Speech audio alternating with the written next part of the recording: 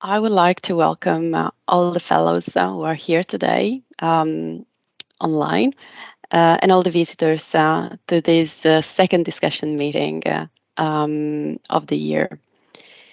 So my name is Clara Grazian and I'm going to be the chair today.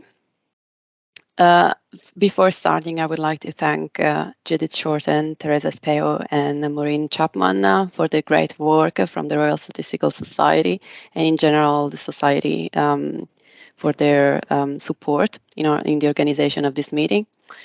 I would also like to thank Dr. Shirley Coleman, who is the chair and honorary officers for the discussion meetings, and a special thank to Dr. Adam Sigulski, who is the discussion papers editor, but also has agreed to be the honorary secretary in this meeting. So before starting the presentation, I'm going to give some technical announcements. For those joining online who experience unplanned connection or other technical problems, please use the support chat box to let us know any problem you may have and someone will help you. A recording of the meeting will be posted on YouTube later. If you object that your contribution is made public, please let us know. And Teresa has put in the chat the email address of Judith to make this communication. Unless called to speak, I would ask everyone to keep their microphone muted and video turned off. And we'd like to actively encourage everyone to contribute to the discussion of the paper later. So every discussion every discussion that will happen today will be published together with the paper. If you want to make your comments and there is no time to make it today, or you want to add it, this will take place after all the presentation has been done. If you'd like to speak and haven't let us know in advance, please raise your hand when the open session starts. I will call for that. Just use the raise hand icon after selecting the participants option. And when I invite you to speak, please say your name and affiliation so that we can follow up with you afterwards. You will first need to unmute your audio, and you will have 5 minutes to make your contribution. So I will go on. I will repeat these things during the meetings, so don't worry. But the main point is use the raise your hand option so that I can call your name. So it is my great pleasure to introduce the paper for discussion today, which has been sponsored by the Emerging Applications sections of the Royal Statistical Society I am part of. The paper for reading and discussion today is by author Carl Roe and Dr. Mujie Zhang from the University of Wisconsin-Madison, and will be published in the journal The Royal Statistical Society, Series B. It will be presented by Carl, who is Professor of Statistics at the University of Wisconsin-Madison. Carl is part of the statistical and machine learning community, and his research focuses on ways of sampling and factoring data. So I'll introduce this discussion meeting with the title Vintage Factor Analysis with Varimax Performs Statistical Inference. Thank you, Carl. Thank you so much, Clara. Thank you so much to Judith and the other support staff for making this meeting possible. And thank you so much to the discussion meeting board for the opportunity. It's my pleasure to be here, a huge honor. Okay, we'll come back to the image that's on the screen here. My main claim today is that PCA with Varimax should be a central concept in multivariate statistics. Despite the widespread use of factor rotations for nearly a century, there's no good statistical theory, not yet.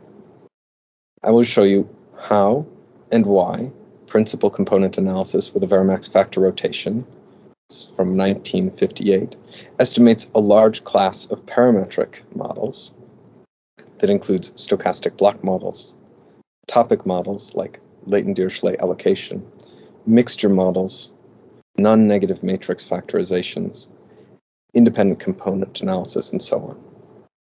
The contributions are twofold. First, theoretical. This provides the first statistical understanding of factor rotations, and second, methodological. PCA with Varimax is practical. It's stable, and it scales to millions of vertices or samples and hundreds of latent dimensions, that is k, not features. Millions of features are fine, but you can go down to k equals hundreds, which is much larger than many people currently use. Moreover, the suite of old diagnostics from factor analysis are given new statistical justification. Part one of this talk, returning to the current misunderstanding, factor analysis is an enigma. So this was introduced, multiple factor analysis, in 1935 by Leon Thurstone. And before that, Spearman had introduced this idea of a G-factor intelligence, or what we would now call IQ, in 1904. IQ is like one number to represent somebody's intelligence. I don't want to get into this debate. It's not something that I believe in, but I'm just giving the history of the factor analysis. In 1935, Thurstone said that there's not just one notion of intelligence, but there should be multiple types of intelligence. This is pretty well accepted now, mathematical, spatial, and so on. Spearman and others said that the isolation of traits should be mathematically and statistically impossible because of this thing called a rotational invariance. That gets to the heart of this talk. This is the fundamental indeterminacy in my notation of what Spearman and others are concerned about. Denote your data in a matrix A where element ij measures how well a person performs, person I, on task j. We wish to decompose A into a product of low-rank matrices Z and Y transpose. So you have like N is maybe 1,000,000 rows and D is maybe 1,000 columns. And K is maybe like 2 or 3 or 5 or 10. So you just have these skinny matrices. Given A, we want to estimate Z and Y.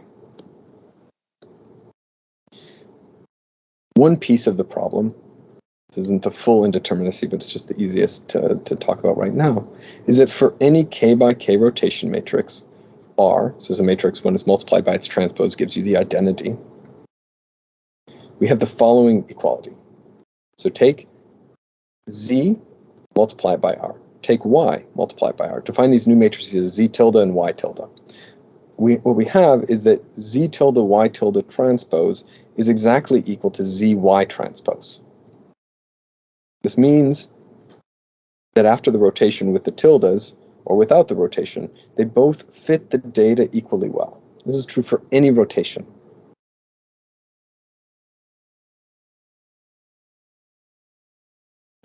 To give a geometric intuition for this, imagine this piece of paper on the left. You take it and you put it on a cutting board. You take a knife and you pin this paper to the board with the sharp pin of the knife on the red dot, and you spin this piece of paper around. Right, so you spin this paper around. As you spin it, for any 2 points, pick any 2 points, and the angle between those 2 points does not change. This turns out to be a geometric equivalent idea to the algebraic notion before. The angle between points does not change as you rotate. Okay, but there's an enigma. In 1935, Thurstone suggested that we choose this rotation matrix to make the factors have simple structure, that is, have lots of near zero values. This was highly controversial at the time because it looks like you're fishing for the results that you want. Empirically, it's kind of like accepted now in psychology and other fields that use these things, that factor rotations make factors easier to interpret. It's hugely popular outside of statistics departments. The rotation matrix, or rotation we're going to talk about today, is Varimax, introduced in 1958. It's the most popular. This is the paper that introduced it. It's so popular that it's used without proper citation. It's one of the most highly cited papers in psychology, even though people don't even cite it, despite the fact that they're using it. It's still, when people sometimes people do, and then it turns out that it's still one of the most highly cited, and it's loaded into base R. So if you go into R, you open up R and you type Varimax, it'll be right there. In many ways, I think of it as analogous to k-means. When we use k-means, many people don't give a citation. It's not even clear what you're supposed to cite sometimes. With Varimax, it's actually very clear what you're supposed to cite. People still don't do it. K-means, it's loaded into base R. Varimax loaded into base R. Many people know what Varimax is, but there's large portions of the statistics community that are unfamiliar with Varimax still, despite its popularity in some areas. Okay, so here's what it is. It's an optimization problem. You find the principal component matrix U, which has n rows and k columns. We're going to search for a rotation matrix R that maximizes the fourth moment. You take U, multiply it by R, and then you take every element ij to the fourth power and sum those out. Okay, so we want the R that makes the fourth moments the biggest. And so in this image that was on the first slide of the talk, the first principal components are like there and there, and you have these it's kind of like a cross shape in the data. And if you optimize Varimax to pick new axes, I don't like the word rotation, I'm only using it for historical reasons, but I think of it as the Varimax axes. We're going to pick new axes through this two-dimensional space. You see that these axes kind of align there. Okay, so I had a conversation with he was 6 at the time, he's now 8. I said, Nate, why should we draw the lines there on the right, after kind of explaining what this all means? And he said, because it's very satisfying. And more or less, that's been the justification for rotations all along, even in textbooks that describe the factors as rotationally invariant, this idea that, like, kind of Spearman's idea, like you shouldn't be able to isolate them, it's rotationally invariant, it doesn't make much sense statistically. All textbooks that do that, then they go on to say, but there are some benefits. It is really satisfying when you do it. It does make things really easy to interpret. So to pick one, Bartholomew's textbook, Bartholomew et al., they say rotation assumes a very important role when we come to the interpretation of latent variables. It's satisfying.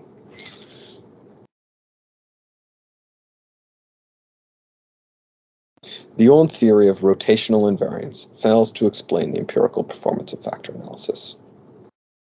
Despite the controversy and the lack of statistical theory, factor analysis has survived through generations of psychologists. Think of that as like, it's hard for techniques to survive when there's resistance to them, but it has, and there's a reason.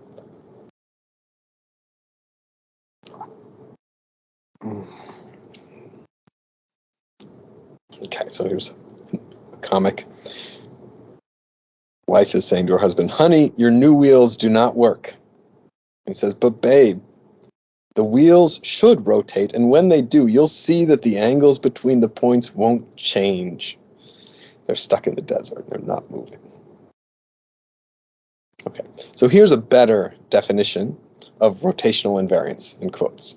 It's not a new definition, but it's a different one than the angle not changing. The new definition here.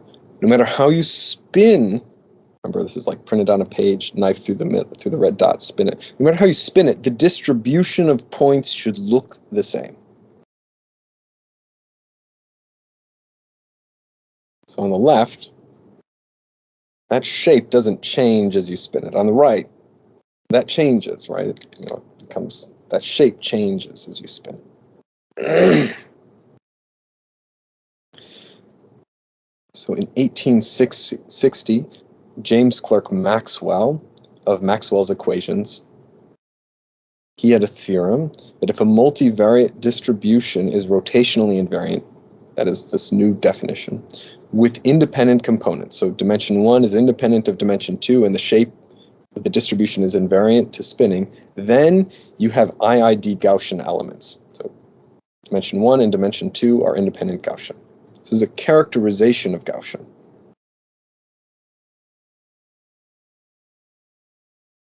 Okay, so finally they got wheels that rotate and their car speeds away out of the desert.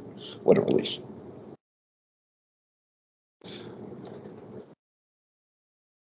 So independent factors are rotationally invariant with this new definition only if they're Gaussian. So if the latent factors are not Gaussian, we might be able to identify the rotation.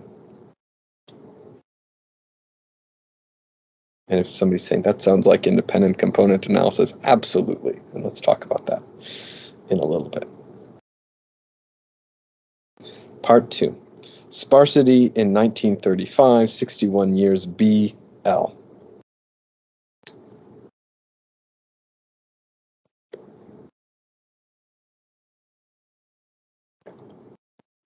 Thurstone said that we should find the rotation that makes the factors have simple structure. That's his quote. And so this image from his 1947 textbook has multiple points. I believe that this is data from test score data. Pardon me.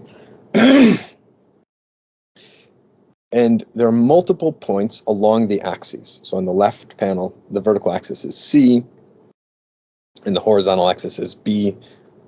Similarly, in the right panel, the horizontal axis is B. There's multiple points along these axes. So if you pick an axis, just look at one of these axes and look at a point on it. On the other axis, it's a 0. Right? So this is a notion of sparsity. And he called these things that kind of stick out radial streaks. And I should say that this is his key idea, the key elements of then choosing the factor rotation. Okay, so you want to find the rotation, or my way of saying it would be find new axes such that you have simple structure, so that the points are sparsely represented. Today, sparsity is not at all controversial in high-dimensional regression. There's lots of solutions B that minimize the regression equation. It makes the least squares solution indeterminate, and what do? We pick the sparse one. In 1935, long before the Lasso, Thurstone used this same idea. The rotation is indeterminate, right? Any rotation fits the data equally well, just as B fits the data equally well in regression. And so what do? You find the rotation that makes the factors sparse. This was controversial at the time. So again, from his 47 textbook, I'm starting 4 lines down over on the right where it says, it seems strange indeed, and it was entirely unexpected that so simple and plausible an idea should meet with a storm of protests from the statisticians. The simple idea has turned out to be a much more powerful analytic device than was at first anticipated.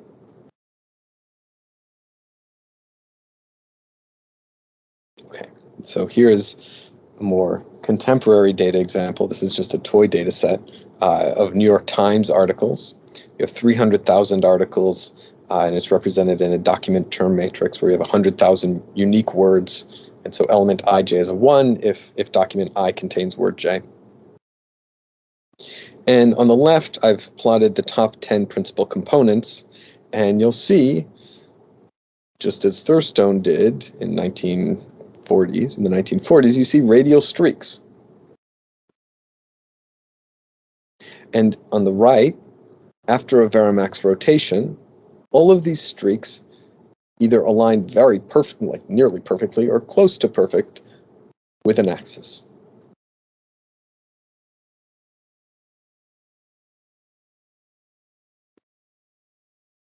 Some ask if this is similar to sparse PCA, the modern notion of sparse PCA, and it's distinct. It's a distinct notion, and I'm happy to talk about that. Similar, we call it vintage sparse PCA because it's an old idea, but it is different than sparse PCA. I think it's better too, for reasons that I'm happy to talk about. Part 3, population results. Why does this thing, PCA plus Varimax, find sparse factors? So This is kind of the little bit technical part of the talk. For the first part, what does PCA do when nothing is Gaussian? And then the second part here is, what does Varimax do with those PCs? Okay, so we need a model. We need a statistical model. Then PCA plus Varimax is not, I'm not going to show you this like the maximum likelihood estimator and method of moments. It's just like an algorithm, right? But we need a model for the data, and then we're going to study what the algorithm does with that data. And so here it is. We call it the semi-parametric factor model, where we observe a matrix A with n rows and d columns. And conditionally on these latent factors z and y, which are like skinny low-rank matrices, the elements of A are independent and have expectation z, b, y transpose. B is this k by k matrix in the middle. For our theorems, we'll need to assume a little bit more than this, but this is, you really need our independence here and low-rank expectation, and then we're going to need to assume a little bit on z, like it's sparse, and some tail bounds. That's in the end all we're going to use. Let's study just this low-rank expectation for a moment. There's two layers of randomness. First, you imagine generating z and y from some distribution, and then conditionally on those we get a. We want to estimate z given a. And in general, z does not contain the principal component analysis unless b is diagonal, and you need some nice things on y too. So z is not the principal, does not contain the principal components. So for example, this model is a generalization of LDA, all variations of the stochastic block model, and some Gaussian mixture models. And in those models, z gives like the cluster membership or the topic membership.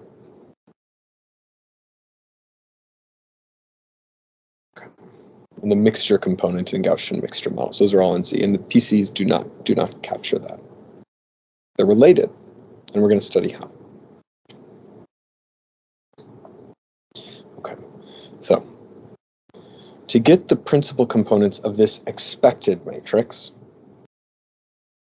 you take the matrix Z, and we're going to multiply it by k matrix to make it uncorrelated, and then we're going to rotate it with some nuisance rotation that comes kind of from B. Okay, so there's some fine print, but this is a formula for the left singular vectors, if you wish, or the principal components of this ZBY transpose matrix. You have Z, and then you have two matrices.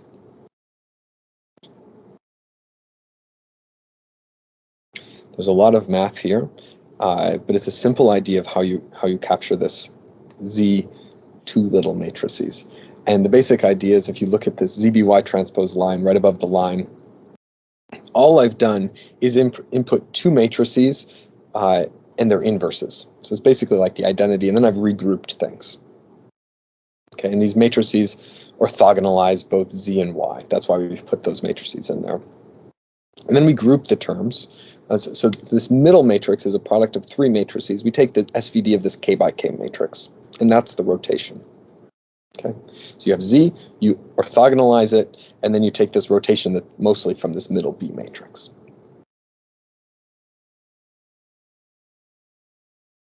Okay, so we have this formula for kind of like the population principal components, where we've taken the expectation of A, but Z is, it is what it is.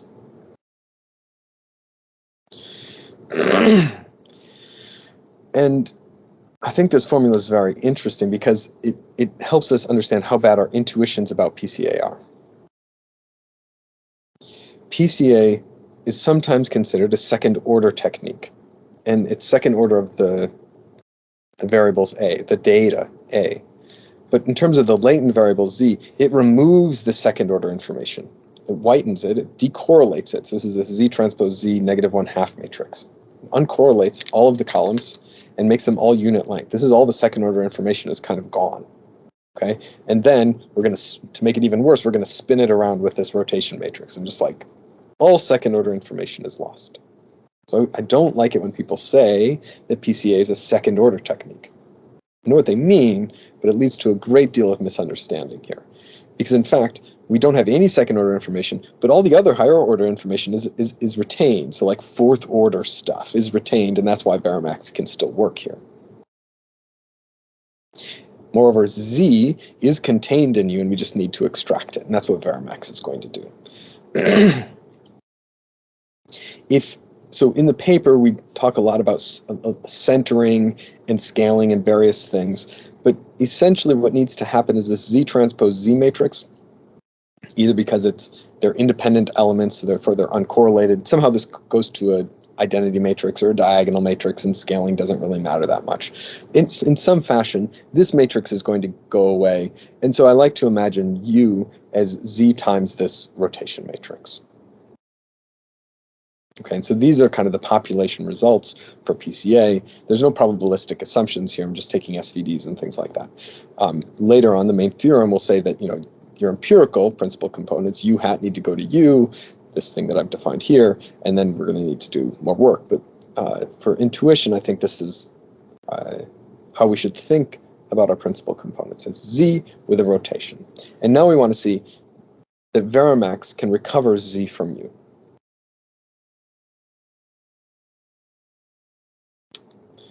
Okay, so in that last layer of population results, we kind of took the expectation over A. Now we're going to take the expectation over Z, this other layer of randomness. We can't just take the expectation of this thing, though. We want to take the expectation of the Varimax objective function. It gets a touch technical here, and I don't want to, for the interest of time, I don't want to go into the details of this result. I want to high-level summarize.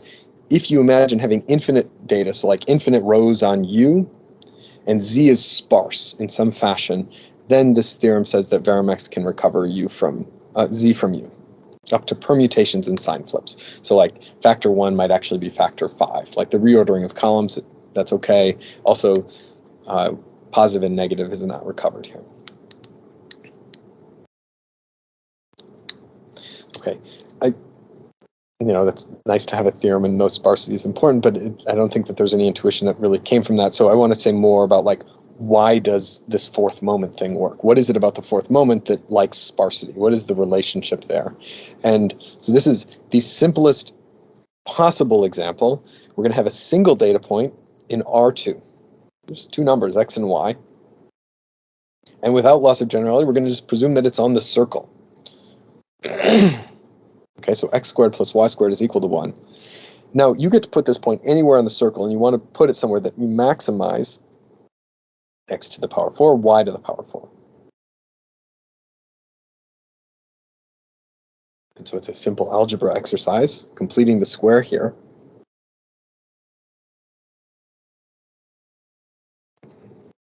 So we have x squared plus y squared, quantity squared, and then there's this cross term that we need to subtract out. This x squared plus y squared is just equal to 1 because it's on the sphere. So in the end, x to the power 4 plus y to the power 4 is just 1 minus 2x squared y squared. We want to make this thing as big as possible, so we want to make x squared times y squared as small as possible. You can't make it any less than 0, but you can make this thing 0 by making either x or y equal to 0. Okay, so this is sparsity. If you want to find a point on the circle to maximize this thing, you need to make one of the coordinates, x or y, equal to 0.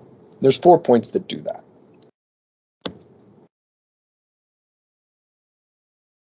This argument easily extends to d dimensions, where it would be on the d-dimensional sphere. So again, it simplifies down to 1 minus non-negative cross terms, and you can make all of those cross terms equal to 0 if every single coordinate is equal to 0 except for a single one. Okay, so again, sparsity.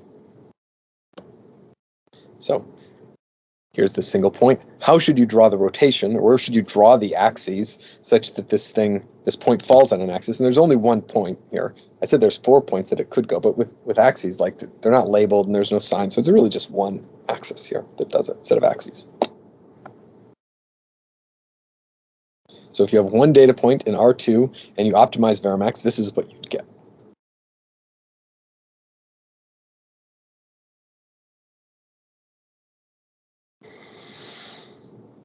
Okay.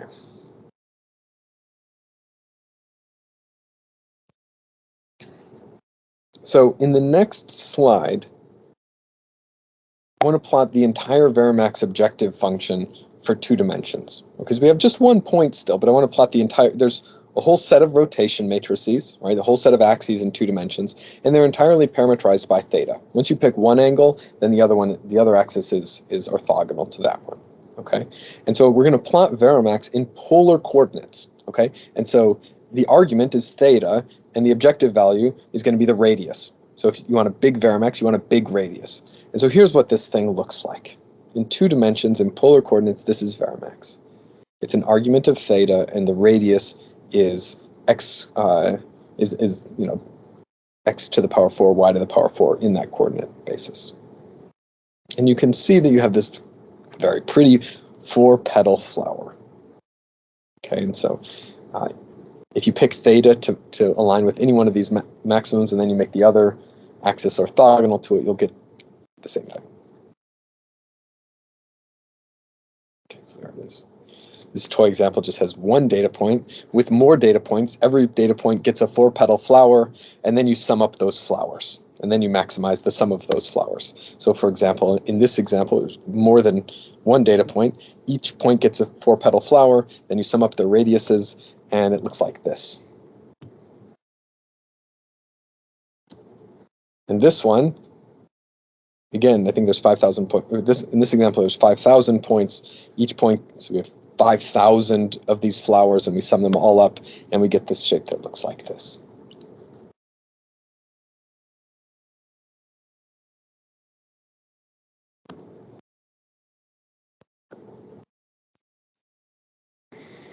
Okay.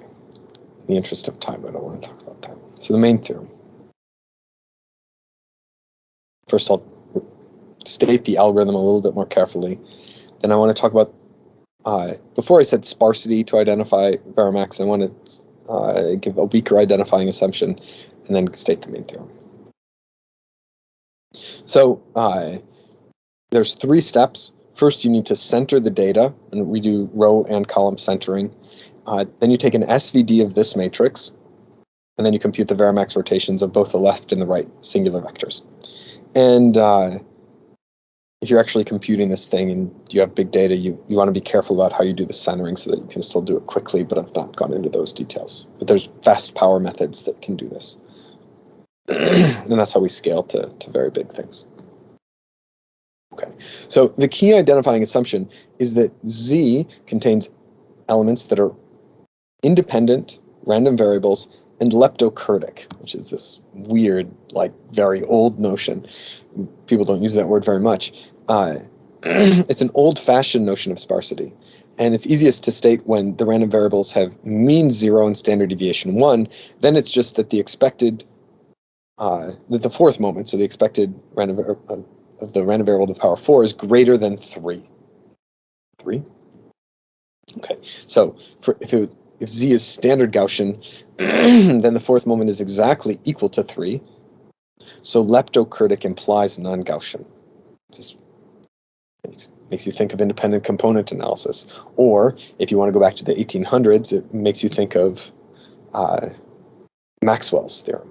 Right? We need the latent factors to be not Gaussian so that the rotation has any meaning at all. Otherwise, the distribution is rotationally invariant. So this leptokurtosis is the identifying assumption. We might say that it heuristically, leptokurtic has a longer tail than a Gaussian. Some people say it has a peak distribution around 0. So this peak distribution means that you have a lot of values clumping around 0. So it's an approximate notion of sparsity. From this, leptokurtic distributions will have radial streaks in high dimensions, in multiple dimensions. Okay, so that's very strange, maybe like why leptokurtosis. It's in fact very natural. It's about the 4th moment, and that's exactly what Varimax optimizes, right, is these 4th moments, right? So that's where this 4th moment assumption comes from, is that we need it for Varimax because Varimax is 4th moment. Okay, so the main theorem, this is the version of the theorem that's easier to state. The next theorem is very similar, but the data matrix is sparse. So if you have like text data or social networks, you might be interested in that. But here, suppose that the elements of Z are independent and leptokurtic. Suppose that A is generated from that semi-parametric factor models with conditionally independent entries with this expectation ZBY transpose. Moreover, the distribution of Aij of each of these elements shouldn't change with n, right? So you can't allow for sparse things in this way. Sparse data, right? So not sparse factors. Sparse factors are in Z. A is the data. Okay, so this is dense data. It could be Gaussian. A could be Gaussian. We're going to let n and d, so that dimensions of this matrix grow in proportion to one another. And there's some further technical assumptions, which I'm happy to talk about. The conclusion is that each row of z hat converges to each row of z, up to reordering and sign flips. Okay, so every row converges. And to emphasize why one piece that I think makes this particularly interesting is that there's no parametric assumptions on the distribution of z, y, or a. We have some moment assumptions. We need like moment generating functions to exist in a neighborhood around 0. Stuff like that. That's what we need to assume. Okay? Something like sub-exponential.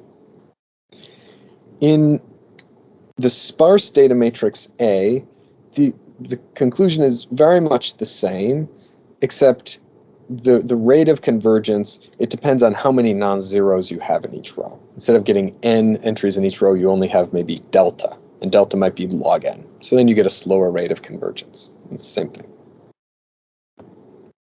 Okay, so LDA does not have independent elements. Under a degree-corrected version, there's a natural extension, so we can put it into this. This is done in the paper.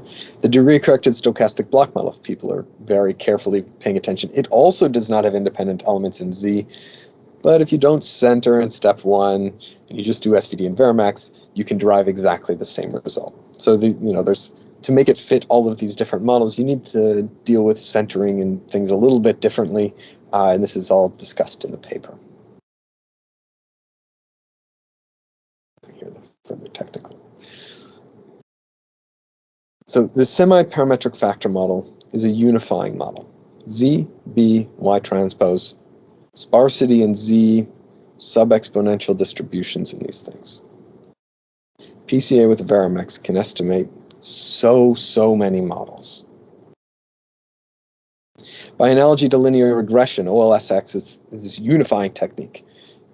So things, I've kind of clustered things over here. So things over on the left, maybe you're interested in regression discontinuity to design, or autoregression, or things over on the right, support vector machine, nearest neighbors, trees and random forests, or on the bottom, logistic, Poisson, GLM, or ridge, lasso, penalized regression, Krieging, splines, all of these things, OLS is like the first thing you learn.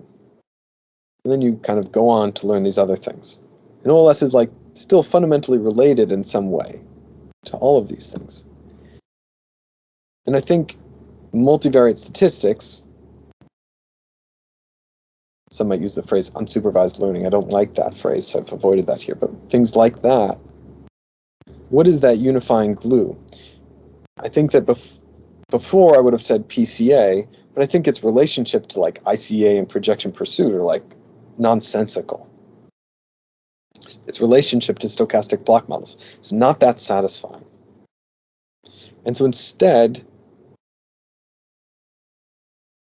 I think that PCA with Varimax should be the central concept for multivariate statistics. It's this thing that we learn before we learn factor analysis, before we learn ICA or projection pursuit or LDA or stochastic block models, in the same way that we learn OLS before those things.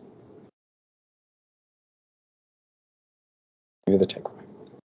For any PCA you do, text, social networks, financial time series, plot the components and look for radial streaks. If you see those streaks, rotate them with Varimax to align them to the axes. So make them sparse. In my experience, analyzing these types of data, I found this approach much more user-friendly than things like k-means or PCA alone, projection pursuit, ICA, non-negative matrix factorization, stochastic block modeling, topic modeling. I think the algorithms to do those things, for whatever reason, they don't work as well. This vintage technique of PCA with Varimax has survived for so long, despite protesting from statisticians. It survived because it works. It's quick to compute, and it comes with a rich know-how and a set of diagnostic practices around sparsity. Thanks so much.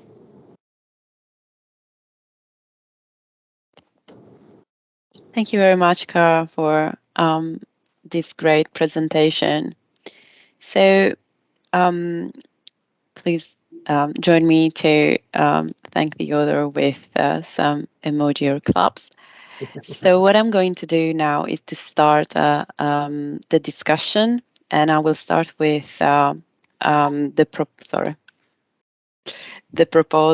the proposer and the seconder of the paper. Then I'll go through the contributed discussion, and then I will let you time to reply to any comment.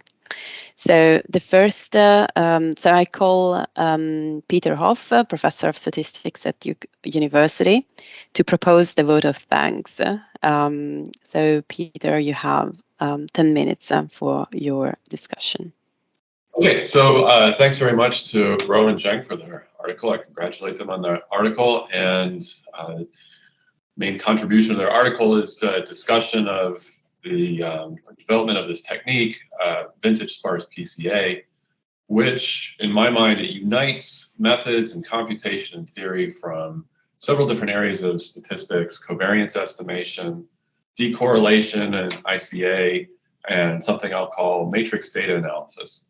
And in my discussion, I want to briefly touch on these different areas and talk about how they come together in Ro and Zheng's article, and their article is sort of this unification of some of these ideas. And then I'll briefly have a few comments on some ideas for further research. So for many statisticians, including myself, factor analysis is primarily used as a low-dimensional covariance model. And so we have a bunch of multivariate data vectors, which in the simplest case represent an IID sample from a population. And we're interested in the covariance of these data vectors. And if you have high-dimensional data, an unrestricted covariance estimate might be not very statistically reliable or well estimated. And so factor analysis model, covariance model, provides a low-dimensional representation of a covariance. So the idea is in the factor analysis model, as a covariance model, is that the true covariance matrix sigma is a low-rank matrix, AA transpose, plus some diagonal matrix. And so this has many fewer parameters. It's very parsimonious. Now, of course, another justification of the factor analysis model is that it can be viewed as a latent variable model. And so people might actually believe this latent variable model that a subject's or individual's vector of observed outcomes is really this mixture or weighting of some unobserved independent features of the individual. And that leads to this latent variable model. And so if you believe this latent variable model, then you arrive at a covariance matrix that is low rank plus a diagonal. And so in the parlance that I'm familiar with, this matrix A is called the factor loading matrix, and the matrix F, those are called the common factors.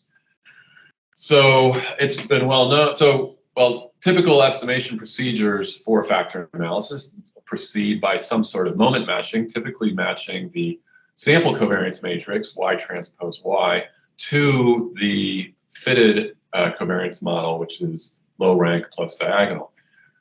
It's well known that the matrix of factor loadings is not identifiable from this limited form of parameter estimation based only on the second moments.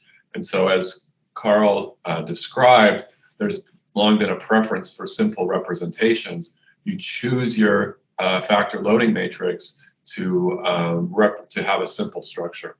I do want to point out that Kaiser, in his 1958 article, introduced Varimax, or motivated Varimax, a particular flavor of Varimax, as going beyond just a preference for simple structure, but he also talked about factorial invariance. The idea being that the normal Varimax rotation provided sort of an invariant procedure. That is, if you added variables to your data set that lived in the same subspace as some of the variables that are already there, it doesn't change the loadings.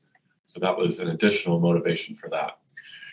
So, so that's factor analysis for estimation of covariance, but of course, people often use the factor analysis model to infer features of the individual subjects in the data set, or the individual, each individual vector of observations. And so, so you might say, well, look, how can we estimate these things? So there's different kinds of estimates that people have developed.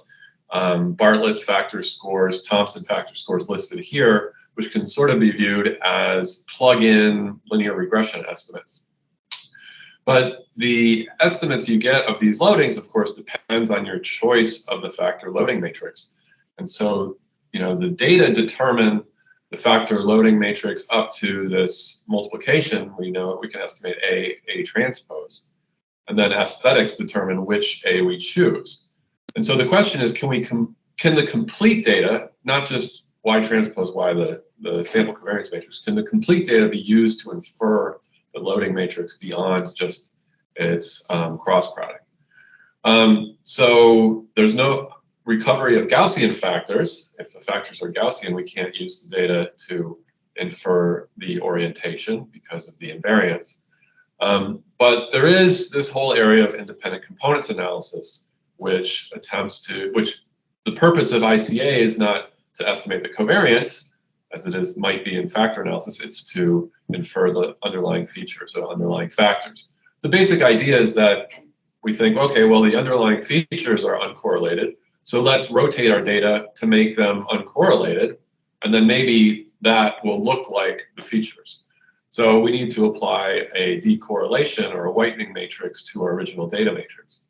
Of course, there's lots of different whitening matrices to use: PCA whitening, ZCA. My favorite, lower triangular Cholesky whitening, and I explain why. It has some very nice group structure. But why choose one of these whitening matrices over another? And so ICA proceeds by assuming that most of the features, or all but one of the features, are non-Gaussian. And so the idea is, well, if our underlying features are uncorrelated and non-Gaussian, then, well, create some variables from your data that are also uncorrelated and not Gaussian. And so the idea is we choose a rotation to maximize some measure of non-Gaussianity. And so with ICA, we can whiten the data matrix and choose an appropriate rotation. And if the factors are truly non-Gaussian, then we should get some recovery. Okay, so bringing these together is matrix data analysis. So in modern data sets, you know, we have matrices of data where both the row features or the row objects and the column objects may be viewed as samples from larger populations. So we might have biological samples along the rows and genes along the columns, importers along the rows, exporters along the columns, consumers, products, raters, and movies, and so on. And both the row and column objects can be viewed as samples. We are possibly interested in both the variation along the rows and along the columns. So whereas factor analysis focuses on the column variance and ICA focuses on the row variation of the row features, matrix data analysis, we're interested in both the row and column features. And so here's the workhorse of matrix data analysis, a matrix factor analysis. And now I'm going to do some sleight of hand to arrive at the same notation as Carl and Zheng. So we're going to take everybody, well, I like having my data be referred to as Y, but Carl has it as A. And so I'm going to switch it around like that. So now we have Carl's notation. So the matrix factor model, we have a data matrix A, and we model the element Aij, the ijth element of our data matrix, as being the result of the combination of a row factor Zi and a column factor Yj. And so we want to have this model to describe both the row and column heterogeneity in our data set. So there's lots of matrix factor models and methods for this. The rank factorization model, which is invariant up to rotation, as Carl described. There's other ones, non-negative matrix factorization. There's AMI models, which are used widely in agriculture. And there's many variations on these themes. Now, my impression is that there's roughly two camps of methods. One is the sort of parametric Bayes modeling or constrained optimization camp. And this is a camp where you have some domain knowledge and you're going to force some features to have force your estimates of the features to have specific characteristics. And this tends to be very computationally expensive. And then on the other hand, you have linear and bilinear matrix decomposition methods. And these are relatively computationally inexpensive, but the typical identification constraints are very arbitrary and not based on the data at all. And so what we really want is an estimation method for both row and column features that is computationally inexpensive, but also identifies features with data information and not arbitrary identification constraints. And that's what bilinear factor recovery with vintage sparse PCA provides. And so so Rowe and Zhang provide us with what we want, provide us with a method that is computationally inexpensive and that identifies features with data information. So their main result is if you have IID row factors and IID column factors, and if these row and column factors are leptokurtic, then you can recover these features. Okay, and so this brings together many different but related areas: factor analysis, ICA, and matrix data analysis in a nice way. Okay, so with my negative 10 seconds left to me, I will pose two ideas for future research, or maybe Carl and Zheng have already done these. But one thing I would like to know is how well are the factors estimated? So obviously the accuracy of the estimate relies on the accuracy of the estimate of the low rank matrix estimate, which is pretty standard. But also how well is the rotation estimated? And this will depend on how the leptokurticity, is that a word, of the factors. And so one idea is to perhaps look at the sort of curvature of this objective function, the leptokurtic function, around the estimate to assess some sort of uncertainty in this rotation. And this could give you some idea of whether or not the factors that you're recovering are really recovered. You're really recovering that orientation or not. I also have a wish list of extensions, and so I think the extension to tensor data analysis, I think there's different popular tensor decomposition, tensor factorization methods. I think the ideas here could probably be most easily extended to the Tucker decomposition. The final one, the final thing I'll put on my wish list is that not all data are well represented by additive features. And so it would be nice to extend these results to cases where maybe things are log additive on some other scale, using ideas from generalized linear models, generalized bilinear models, to extend these to cases where the data are, have a different scale. So, okay, so that's all I have. And again, congratulations to Rowe and Zhang on their article. And that's all. Thanks. Thank you very much, Peter, for your comments. And now I'm inviting Marianna Pensky, Professor of Mathematics at the University of Central Florida, to second the vote of thanks. Hello, everyone, and thank you very much for inviting me as a discussant for the Rowe and Zhang paper. I actually heard Carl's talk 2.5 years ago, also in London, and was very impressed by it. I read the paper long before I was invited to be a discussant of the paper. So in my view, the authors of the paper managed to accomplish a very rare and unusual thing, because they took a technique which was used for many, many years in natural sciences, and then they provided justification for its use and theoretical foundations for their use. Actually, there is one other example I know of something like this, which was also a seminal contribution, is the work of Donohoe and Johnstone on universal threshold. In fact, engineers have been using thresholding for denoising their signals for many decades, but they were using wrong thresholds. Nobody knew which thresholds to use. And only after the paper on universal threshold, there were a multitude of papers that discuss this thing. So I am here again repeating what Carl said at his talk. So if you have a matrix which is the product of two matrices Z and Y, where and matrix B in between, and if matrices Z and Y have independent, identically distributed rows with the kurtosis above 3, then you can actually identify those matrices.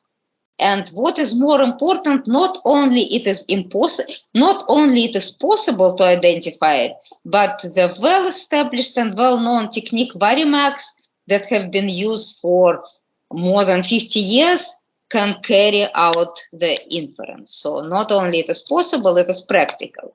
So it brings to the mind an old joke about an optimist and the pessimist, where the optimist thinks that the glass is half full, and the pessimist thinks that the glass is half empty.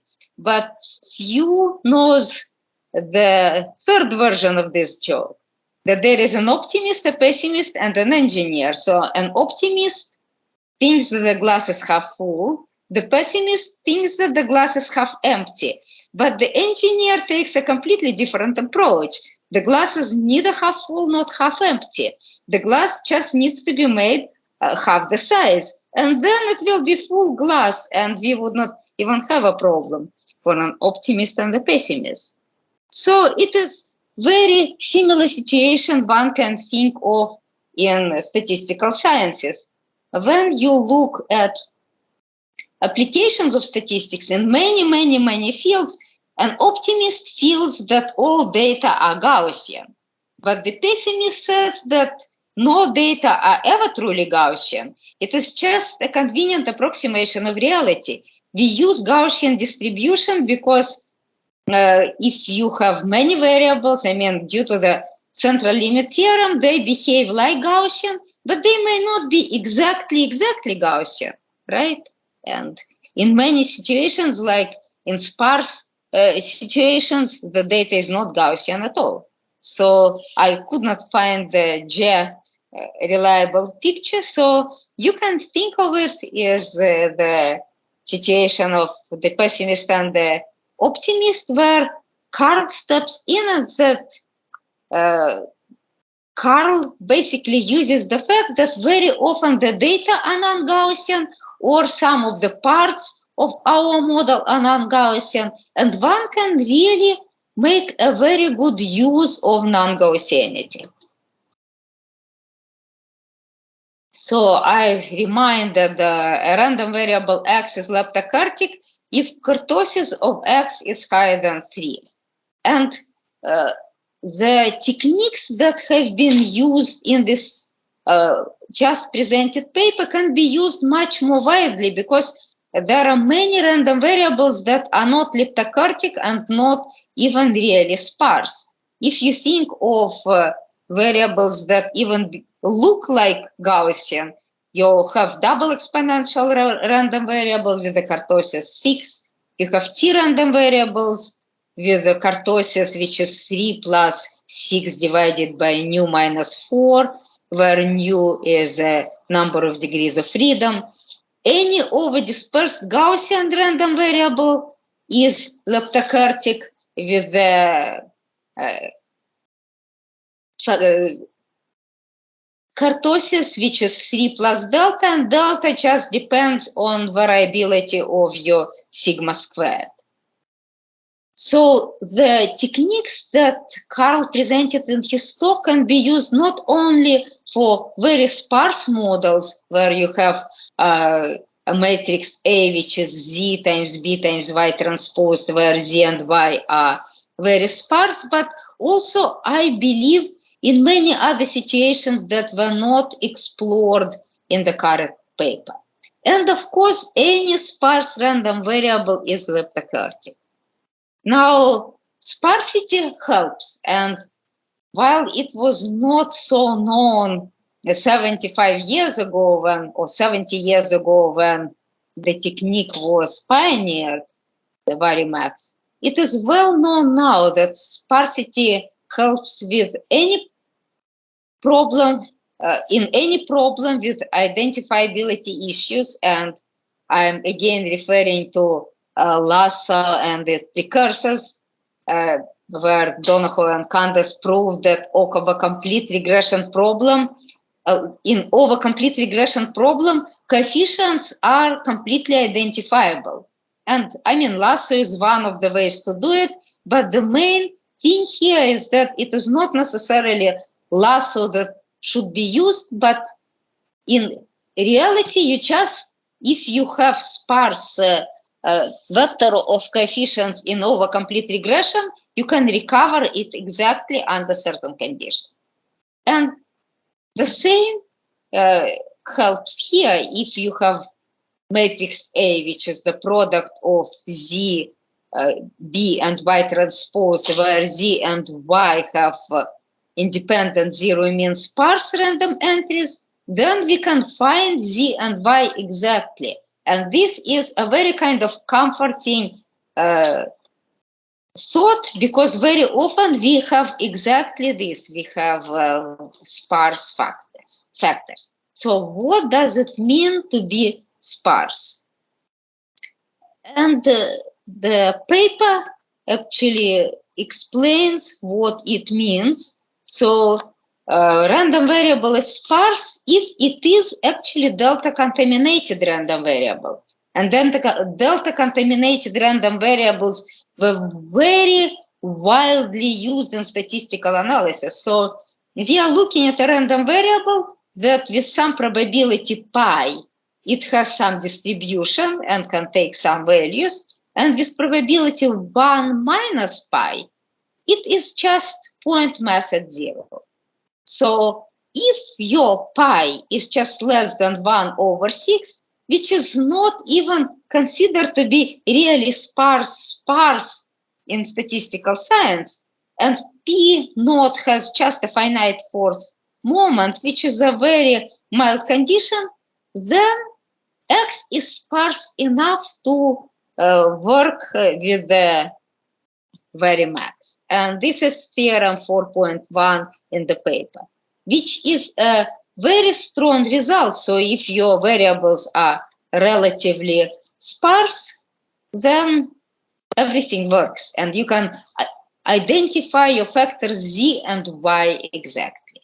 Now there are many applications of Varimax: independent component analysis, stochastic block models, degree-corrected stochastic block models, overlapping and mixed membership stochastic block models, degree-corrected stochastic block models, and one can list many more applications. For example, any clustering problem can be used with Varimax. You can use sparse dictionary learning, you can work with mixed models, and there are many other applications that can benefit from this technique as just overlapping technique. And this is a very strong result. And I agree with Carl that this should be one of the central notions in applied statistical sciences.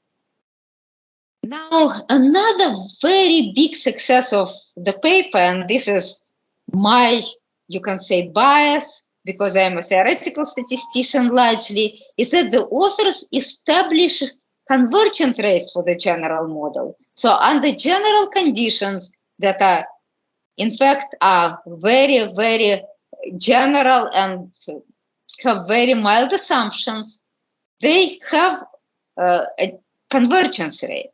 So which is, if you have a sparsity rho n factor, then it is ignoring logarithmic factors, it is n times rho n to the power minus a little less than 1/4. And I believe this little less is just due to the techniques of the proof. So you can say it is minus 1/4 or so. And the question that comes to mind here is how do those convergence rates compare with convergence rates for specific applications? Because, of course, the assumptions of the paper are very general, so I look and try to compare how those assumptions compare, say, with the assumptions for the standard stochastic block models, and the assumptions are very similar. So the question is, for many of these applications, it would be a very interesting question to explore, is whether convergence rates are worse than for some specific application technique like spectral clustering for stochastic block model or not, and if they are worse, how much worse. And this, in a way, can determine whether to use Varimax for some specific application or to use a method which is specific to a given application. But being said, saying all this, you would think that our theoretical convergence rates are not always exactly what we get in applications. So you don't exactly always get in applications the same error rates that we have in our theoretical papers. So I will sure that we are measuring what we are measuring well enough. And that's all I wanted to say. And thanks again for a very good and useful paper, Carl and Jen.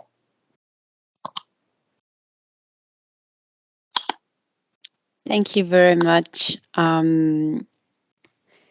Marianna and Peter, and for these excellent and insightful talks. Can I suggest, as per our tradition, that we mark our appreciation by uploading, either via video or with a clap hand emoji, or please place a comment in the chat box. Now we will move on to an open discussion session where speakers have a maximum of 5 minutes speaking time. So I'll start from the discussions that were proposed already. So we start with those participants who have given their names already. You can share your slides. If you have any problem, please let us know. So the first one I call is Joshua Cape from the University of Pittsburgh. Should share his written comment. Can you hear me all right? Yes. Okay, great. And perhaps now you can see a PDF panel. Okay, great. Yep. Well, thank you so much to the Society for the opportunity to speak here. Thank you so much, Carl, for a fascinating piece of work. Much like Mariana, I actually was made aware of this work around 2.5 years ago, so I have been eagerly awaiting this extended discussion, and it's very exciting to see the sort of the impact that this paper is starting to have, and I'm sure will continue to have over the years. I've prepared a few written remarks, which I just wanted to display here. I won't read them, but I just want to base my discussion around these comments. I guess one is that I would encourage all of the audience members and future readers to also read the appendices of this paper. They contain not only the technical proofs, which happen to interest me, but also some practical guidance and more discussion of the real data. And there are some valuable gems to be found in the appendix, which is unfortunately often overlooked.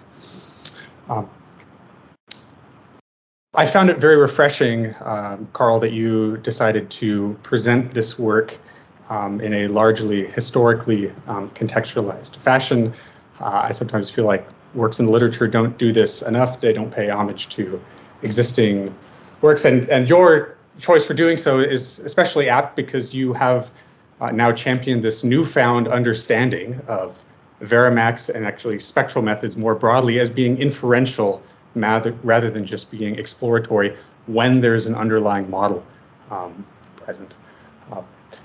Your work can also be understood in the context of a large body of work in recent years dedicated to the entrywise study of eigenvector perturbations, estimation, and asymptotics. I've listed just a few references here. There are many more, and I see actually several of the attendees today in the meeting are themselves authors on these works and have contributed there. And what's so nice about these recent papers and how they fit into the broad landscape is that they establish under certain data generating conditions that you can actually make very precise statements about the individual eigenvectors data matrices. So if we think about spectral clustering, you can say something about a specific node of interest being perfectly clustered asymptotically with high probability, rather than saying something about overall misclustering is small. So it's a very strong statement. We've seen this in Carl's slides with respect to all these point cloud configurations and being able to say something about the individual points. And this level of resolution and granularity was just not possible or even thought about decades ago, much less during the time of Thurstone and Kaiser. My interest in this work originally stems from a background in stochastic block models, which has grown now into a more broad interest in multivariate analysis.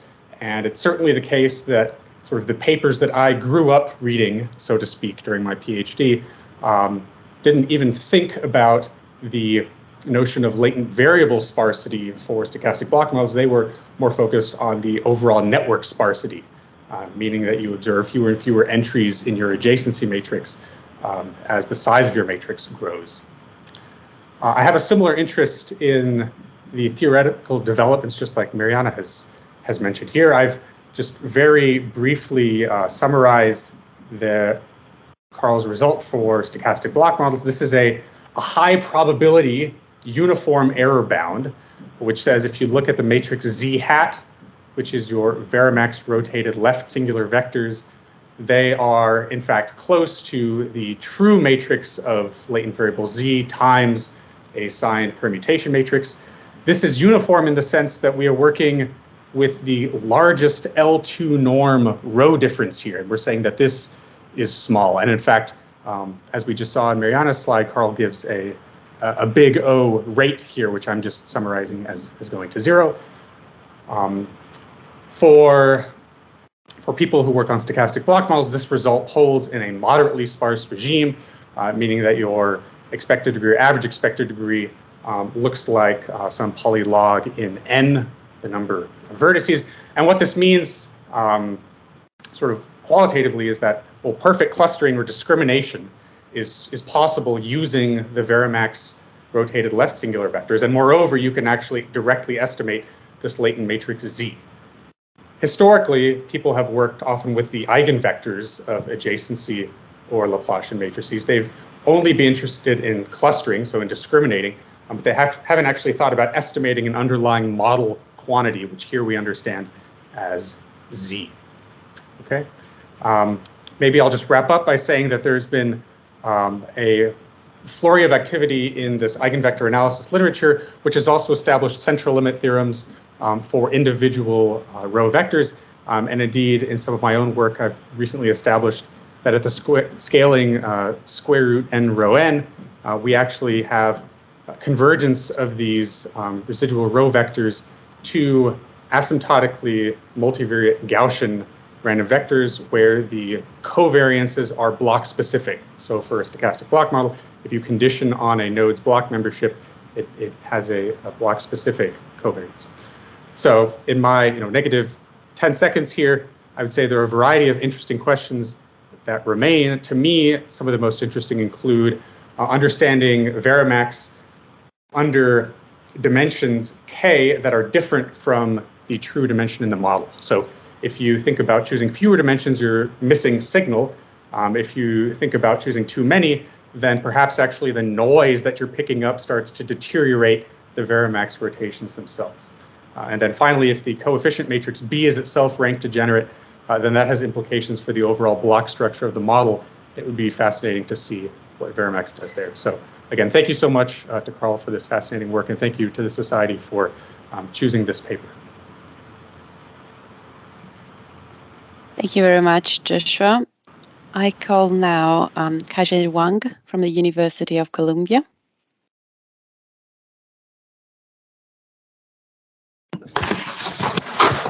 Okay. Oh, thanks, Clara, for the introduction. And yes, first of all, I would like to congratulate Carl and Muja on the excellent work. And now I would like to, it's my great pleasure to be here sharing some of my thoughts and pointing out to a few open questions. So Carl has just introduced very deep insights into a very widely used tool called Varimax in multivariate statistics. So basically, suppose we get k-dimensional embedding of n objects. And for simplicity, let's assume the data has been whitened, which means they have zero mean and identity covariance. So the Varimax procedure, which dates back to 1950s, that amounts to a maximization problem. So it looks for the optimal rotation, so that after the rotation, your kurtosis is going to be maximized. So Carl has shown this really nice and intuitive pictures that if you have certain streaks, then the Varimax can nicely identify those directions for better interpretation. So in a word, the Varimax maximizes the sum of k kurtoses of the coordinates, and the use of kurtoses is actually a matter of non-Gaussianity that goes back to Pearson. And here, so using the kurtoses, we can classify the distributions into three categories. So first of all, this is so-called Mesokurtic distribution, which includes the standard normal that has the same kurtoses as the standard normal, so which is 3. And the leptokurtic distribution family, that's the focus of this current paper, which includes sparse distributions and many other distributions like Mariana described. So these distributions have positive axis kurtoses. And there's another class of distribution, it's called platykurtic, whose kurtosis is less than 3. So for leptokurtic distribution in the red box, basically you can, it has some wide streaks, so it has slightly heavier tails than Gaussian. While for the platykurtic, it has shorter tails.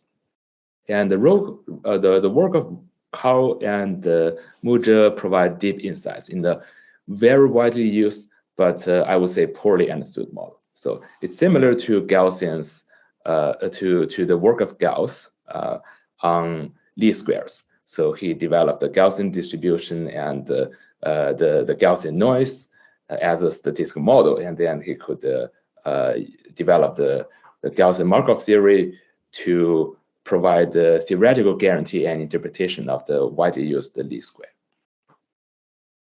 So here, my question is, can Varimax reveal cluster structures as well, which is another form of simple structures? So my focus is this type of platykurtic distribution, going beyond the focus of Carl. So here, the minimum kurtosis is going to be 1, and that is achieved by Rademacher distribution, which usually arises in cluster analysis. So how does Varimax perform going beyond the leptokurtic family? So let's look at some real data example. I'm using the fashion amnesty dataset, which has 70,000 images of fashion products into 10 categories. So here I'm using the t-shirts and pullovers. So here are several samples of them. And so suppose I give you a data set which consists of both teachers and pullovers. So you know there are two classes. So how do the data look like? Well, if I do a two-dimensional embedding by PCA, so this is what I get. The red class is the teachers, and the blue one corresponds to pullovers.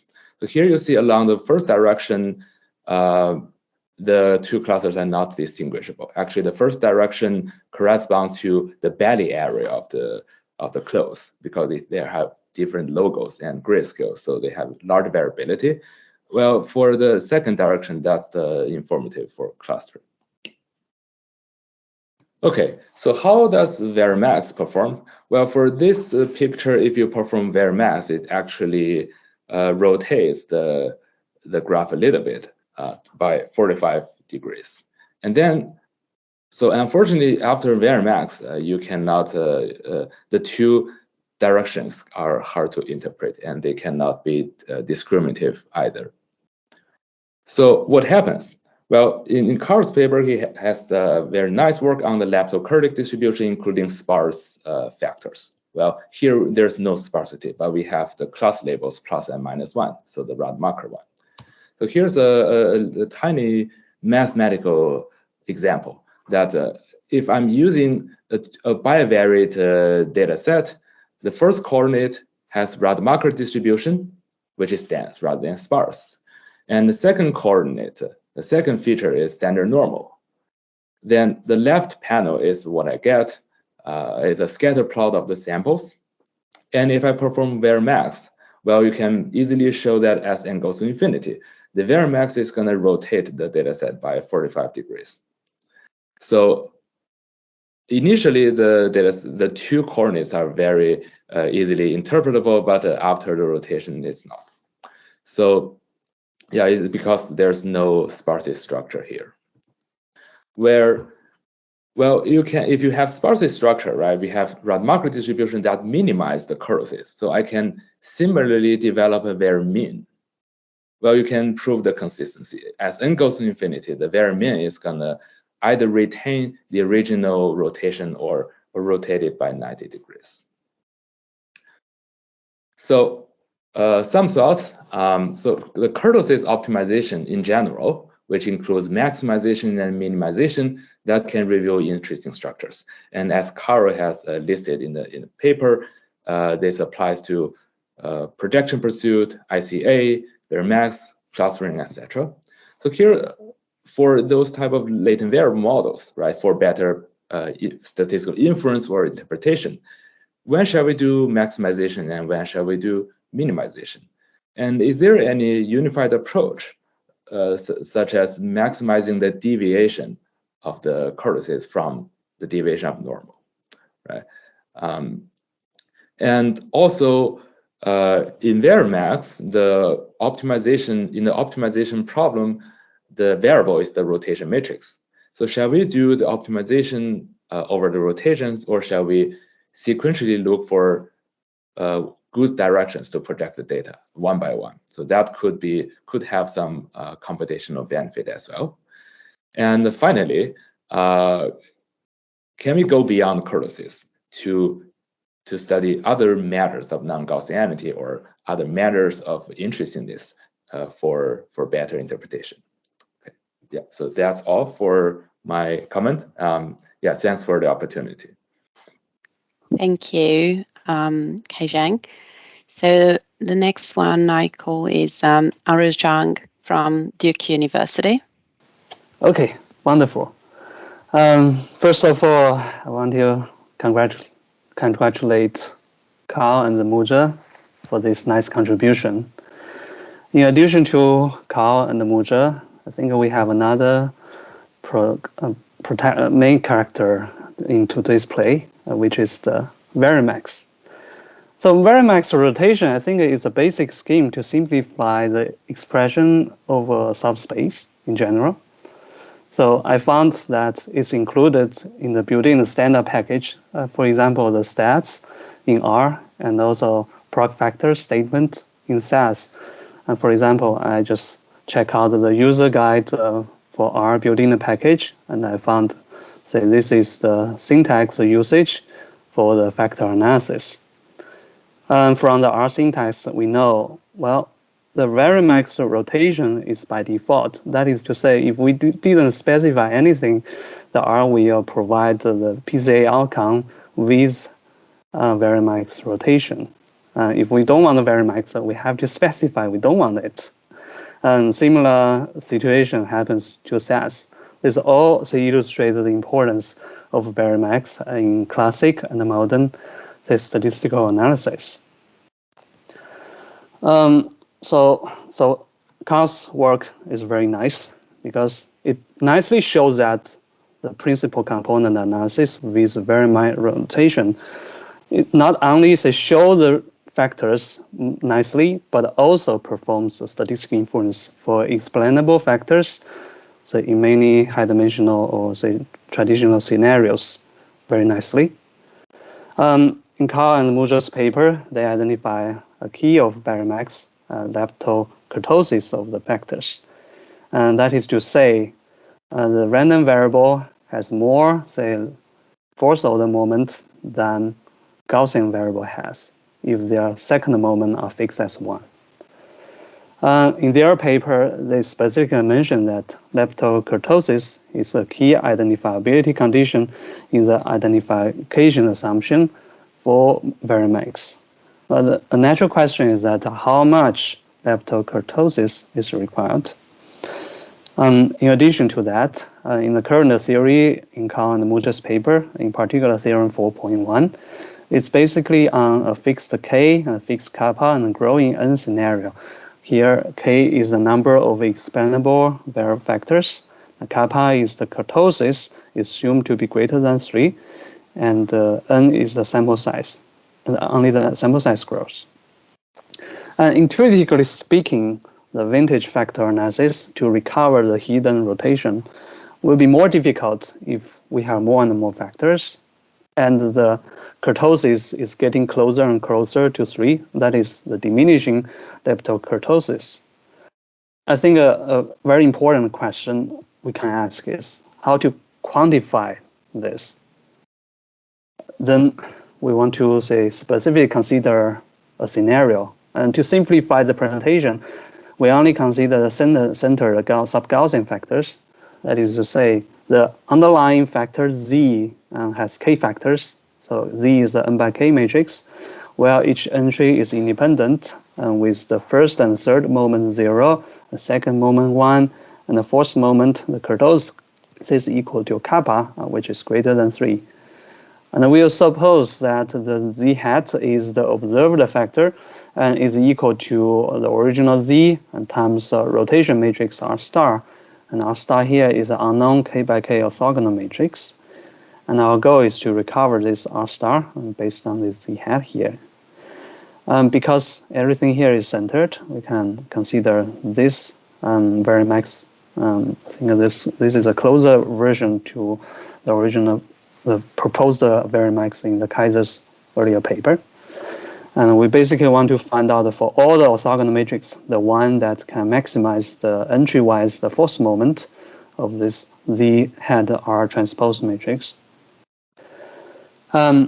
We have some partial results about this problem. And we prove that if the kappa and the k are both growing and varying as the number of observation n grows, then as long as the sample size is greater than or equal to this value, then Varimax can consistently recover the true rotation. If the sample size n is between these two values, k squared and k, then we can show that the Varimax cannot recover R star with probability 1. And about this result, the complete proof is at this link at my personal website, and we'll submit it to archive later. 2 quick remarks. First of all, let's see what happens if the kappa n is fixed and is greater than 3. Then by comparing this upper and lower bound, we can see that, well, this are essentially tight, and the gap is log squared. But the problem is not completely solved, because as this kappa n goes to converges to 3+, then there's actually a huge gap between the upper and the lower, and the sample size bound is not tight here. I think there are future problems related to this direction under the non-asymptotic regime, and how to quantify the hardness of the vintage factor analysis. And first of all, can we tighten up this upper and lower bounds? And currently, there's at least a log square gap. And secondly, here we assume the z here is non-skewed. The third moment is 0.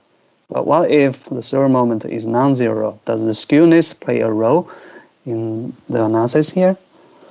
And thirdly, if this model has a heavy-tailed dependent or say outliers on these factors, now how we can analyze? I think those are the future problems that might be interesting, and any comments are welcome.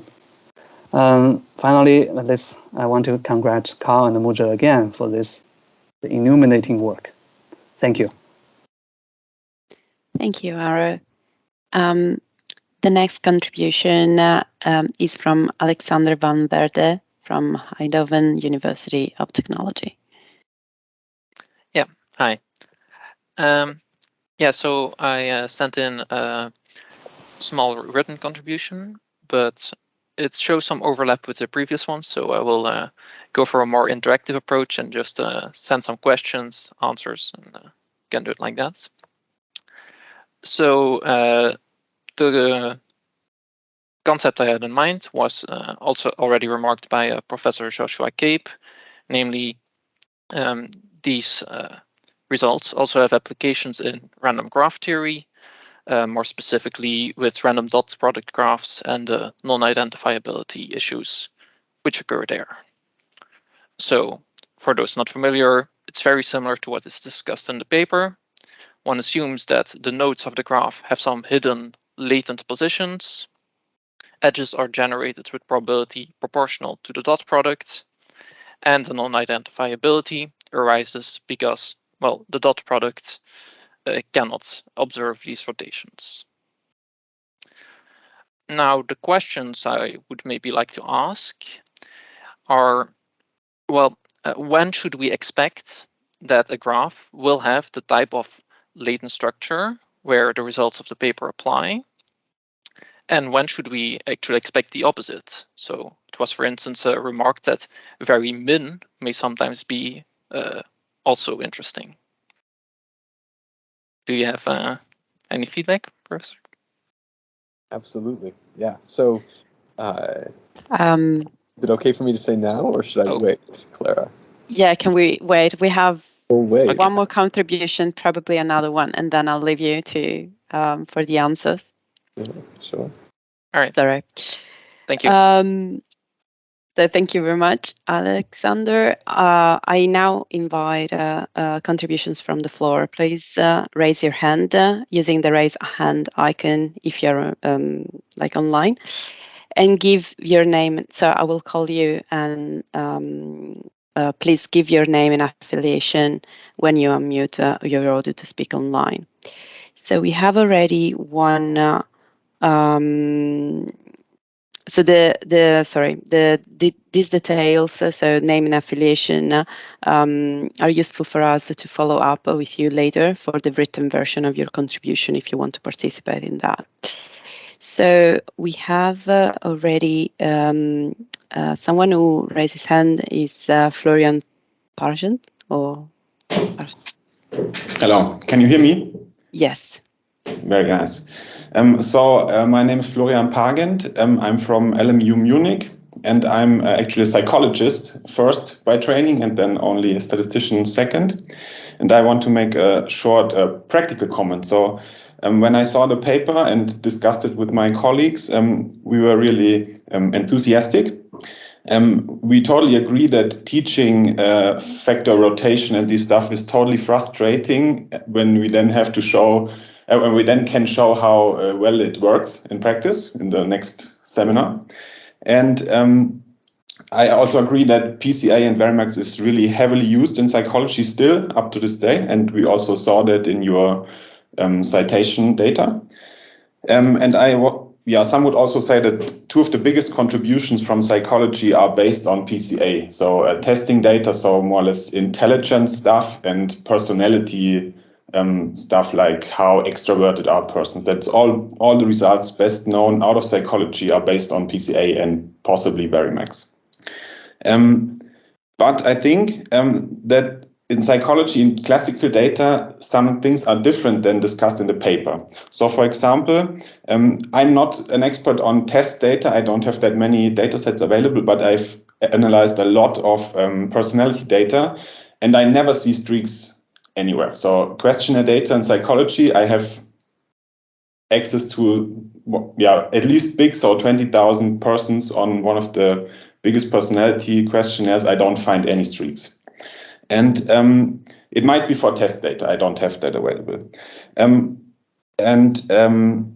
But I don't find streaks, but the Varimax rotation finds all the typical factors. So the extraversion factor, it's found no problem, but no streaks with the typical plots.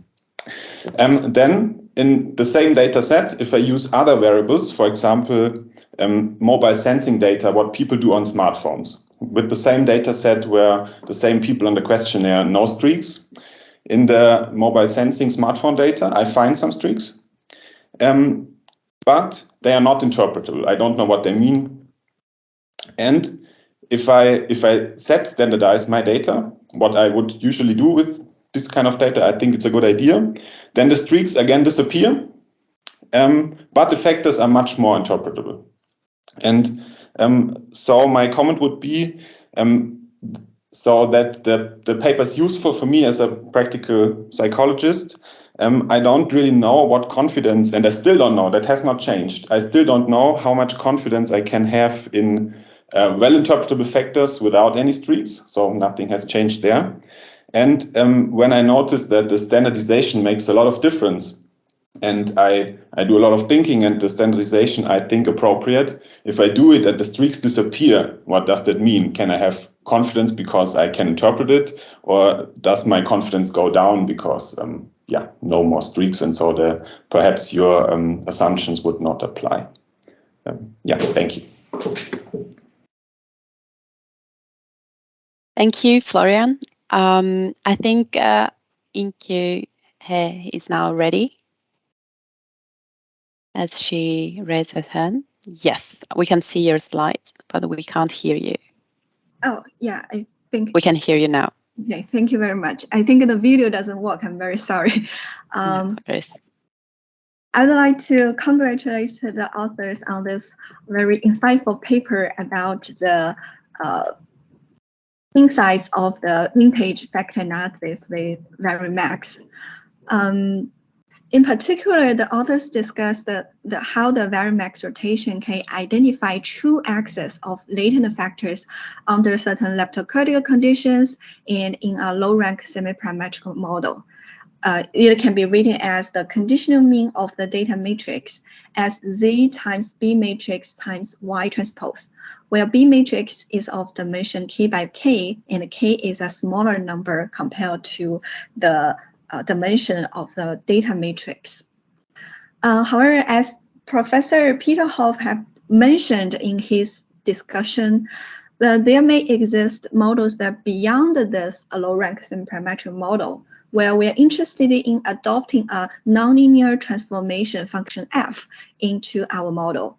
For instance, in exploratory item factor analysis, which is widely used in social and behavior sciences, we are interested in model the conditional mean of R, which denotes a binary matrix that contains n subjects' responses to J items that can be a binary data, and conditional theta, which represents n individuals K latent factors, and this lambda matrix represents the loading matrix. Here, the function f represents a pre-specified monotone increasing function that which usually we take from some nonlinear cumulative distribution function, such as standard normal CDF or standard logistic CDF. And we can see from the formula, they are highly nonlinear. Therefore, a natural question is to ask, with a nonlinear transformation f function, can we obtain similar conclusion for Varimax? We conducted some preliminary simulation studies, and there is some promising signs. First, to estimate this data with a nonlinear f in the model, recently John et al. A paper in Psychometric proposed a two-step approach. It first used SVD to obtain a low-rank approximation denoted as R hat of the input data matrix. And then they apply this F inverse of R hat as an estimate of data times lambda transpose this low-rank matrix of interest, and then apply SVD to obtain theta hat. We call this an initial estimate of data, denoted as theta hat initial. Based on this method, we add a third step that apply the Varimax rotation to theta hat initial and obtain an estimated we call theta hat rotate, which may also be what people usually do in their analysis. In the following, we consider three different nonlinear transformation functions denoted as FD for D in normal, logistic, and Cauchy. They correspond to CDFs of standard normal, logistic, and Cauchy distributions, respectively. For each D we consider represents different distributions, we generate a sample binary data matrix denoted as RD that has a population mean matrix represented by FD theta times lambda transpose. Similarly to the discussed paper, we first examine if we input the population mean matrix, that is FD theta lambda transpose, we can obtain initial estimate denoted as theta hat G with subscript P represents population.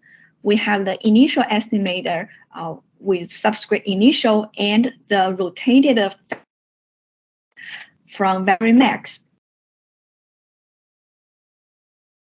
And if we input the sample binary data matrix RD into our procedure and then obtain initial estimator with S denoted S in the subscript denoted the sample and the initial estimator represent the initial one. Similarly, we have the S rotate represents Varimax rotated estimated factors from the sample binary data. Due to the time limitation, I will focus on one setting here, but we presented more results in our written contribution. Here, we consider dimension n equals to j equals to 500. So the input will be a 500 by 500 data matrix. And a later dimension k equals to 2. And we generate loadings with IID entries from a uniform distribution. To mimic the streaks type in the paper, here in this setting, we consider two factors are orthogonal of the two dimensions. Well, the two-dimensional factors are IID multinomial vector with equal probability 0.5 and 0.5 times Poisson random variable. And this way, the data will have leptocortic greater than 3.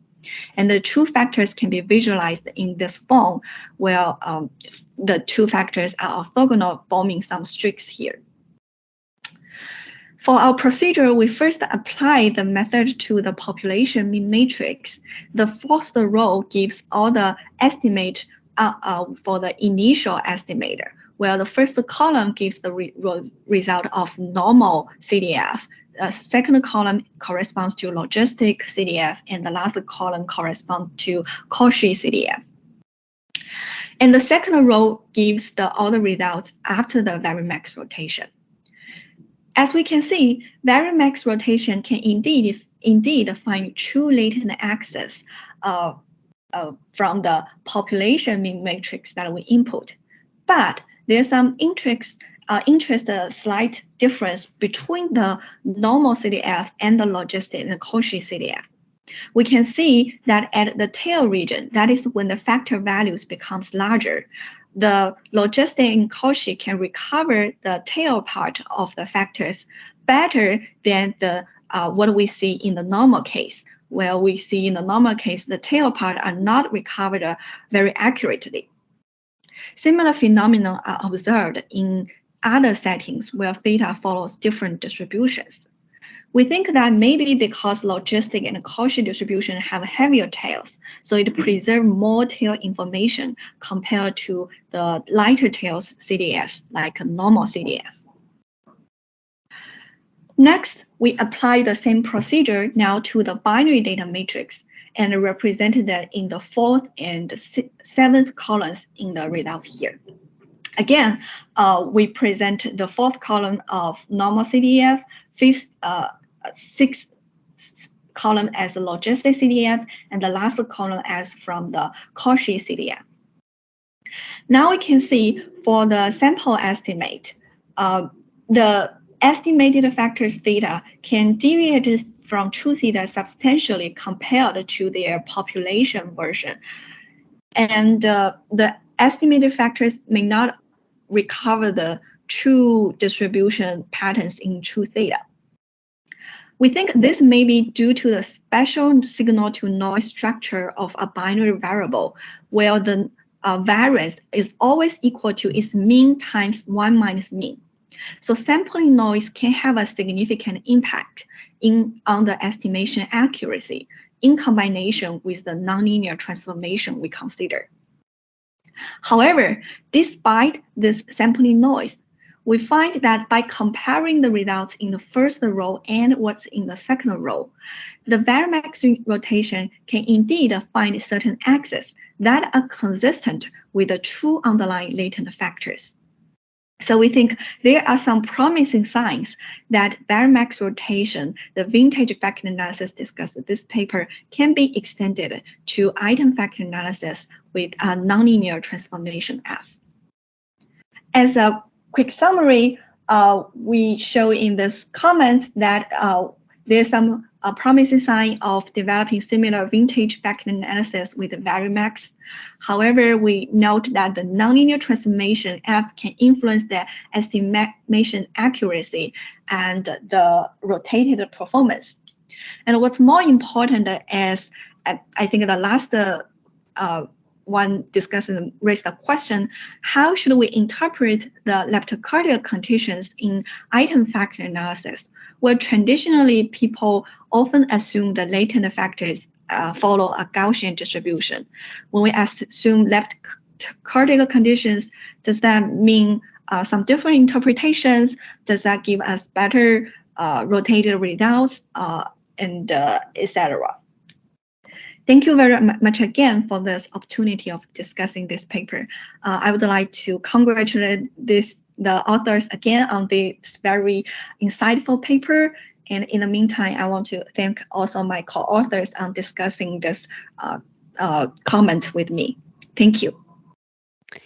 Thank you very much. So as we reach the end of the discussion, I would like to call on Carl to reply if he wishes. For up to 5 minutes. There will be, of course, time to reply to all the contributions in the journal, and so Carla and Monsieur will receive all the contributions and will reply more in details. But if you want, you have up to 5 minutes to reply, which is a super short amount of time, I know. Super short. That's okay. I'll make it even shorter, I hope. Thank you so much, Clara. Thank you so much, everybody, for your comments. And gosh, there's so much to talk about. Peter, you asked multiple questions about going forward, and I think that, like, in the audience or in the commenters today have addressed so many of them. You asked about nonlinearities. Yinchi did that. You asked about notions of uncertainty, and both Joshua and Onru have addressed pieces of that. You also asked about Tucker and CP in Tensor. We have unpublished results on that I look forward to sharing, and this is a good reminder to get that paper out. Mariana, you said it was 2.5 years ago that you heard this first presented. That was the first time that I ever presented it. Perhaps this will be the last time. I don't know. It seems much longer than 2.5 years ago because it was pre-COVID, just at the beginning, but also in London. And you talked about the rates of convergence. I think there's room for improvement, and Joshua mentioned that very briefly in his comments. So I think that there's room for improvement for these results. Our results are not tight. Joshua, you talked about the entry-wise results. Your results there, we built on those, we used those, and they were absolutely essential. Kaizen has also contributed to that literature, and we're very thankful to that entire literature. Kaizen, you talked about Varimin and the absolute value of kurtosis -3. That's called fast ICA, it turns out. And so there's a whole bunch there to talk about. Alexander, you asked when should the graph have the properties that we want? And Florian, you were talking about streaks as well. Radial streaks are sufficient, but they're not necessary. So when we plot our PCs against one another empirically, we look for streaks. And that is suggestive, it's a diagnostic for a sufficient condition for identifiability. It is not necessary, though. And Florian, it's not surprising that Varimax still finds things even though they don't have streaks. You would hope that if you looked at the empirical kurtosis of these things, that it would be quite large. I'm curious that you said you didn't see streaks. I'm curious if that's over the samples or over the items. Usually psychologists rotate over the items, and so that's where we would expect to see the streaks there. In my data examples, I often do it over the samples N, but in psychology, if you could attribute a written piece, I would love to see it, and I'd love to see it over the items and see what the distribution looks like over items, not over the samples. And finally, to everybody, I think the Wikipedia page on factor analysis and rotations needs to be mildly updated in light of these results. And if anybody wants to help contribute to that, I would like to not do that alone. And so if you would send me an email so that we could do it together, maybe there will be a couple of us. That would be greatly appreciated. So my email is just my name, Carl Rowe, at just about any ending that you see, but it's on the paper at wisc.edu would be sufficient, or Gmail. Thanks so much to everybody. Thanks so much, Clara. Thanks so much to the board, and this has been great fun. Clara, it is very, very late in Australia now. Thank you so much for staying up. It's not a problem. It was a pleasure. I think we had a great discussion, and it was great to see so much contribution for a great paper. So I congratulate again for this great result. And I thank you again for giving this talk and giving the demo before. And I thank everyone for participating to the discussion. The deadline to contribute with a written contribution is still open, so you still have time until the 10th of June if you want. And all the contributions will be published, and as Judith is saying, they will have their own DOI. So please send your written contribution to Judith. You can find the email address in the chat. And before finishing, I have 3 minutes. I would like to advertise the next discussion meeting of the Royal Statistical Society that will be held in person for the first time after the start of COVID in Errol Street in London. So this is the second of a multi-paper meeting on statistical aspects of the COVID-19 pandemic with papers by Bad et al. And Storwick et al. And will take place at 4 p.m. on Thursday, on the 16th of June. You can find full details on the discussion meeting page of the RSS. So we are almost out of time. So let me congratulate again Kar and Najib, and thank again the Royal Statistical Society for organizing this meeting. And thanks to all the participants tonight for me, to this morning for some of you, and this afternoon for some others. for a great contribution and a great discussion. I hope you enjoyed it, and we'll look forward to see you in the next discussion meetings of the year. Thank you very much. Thank you. Thank you, Claire.